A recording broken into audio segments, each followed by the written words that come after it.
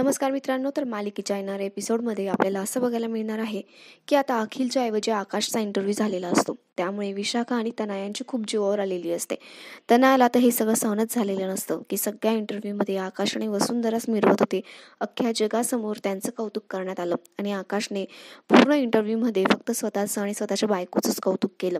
त्याच्या यशामागे त्याची बायको उभी होती. त्याच्या कठीण काळात तिने त्याला समजून घेतलं, हे सगळं काही तो बोलत असतो. आणि त्यामुळे तनयाची खूप जीवावर आलेली असते. वसुंधरेचं कौतुक तिला पाहावत नसतं. आता इंटरव्ह्यू झालेला असतो आणि जयश्री मात्र शांतपणे बसून असते, कारण आकाशने तिचा कुठेही उल्लेख केलेला नसतो. एक आई म्हणून तिला वाईट वाटत असतं. त्यात तनया आणि विशाखा तिचे कान भरत असतात. विशाखा म्हणत असते, जयू मांडला हा तुला, म्हणजे एवढं सगळं होऊन सुद्धा तू अशी गप्प बसून आहे, काहीच रिॲक्ट करत नाहीये.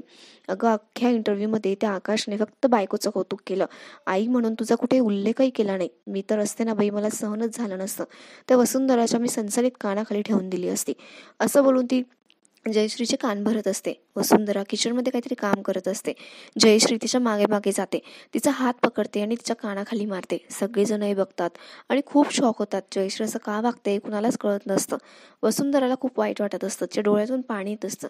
आकाशलाही खूप वाईट वाटत असतं की जयश्री असं का वागते त्याच्या बायकोबरोबर. आणि माधव तर खूप शॉक झालेला असतो. त्याला कळत नसतं की जयश्रीला अचानक असं काय झालं ते.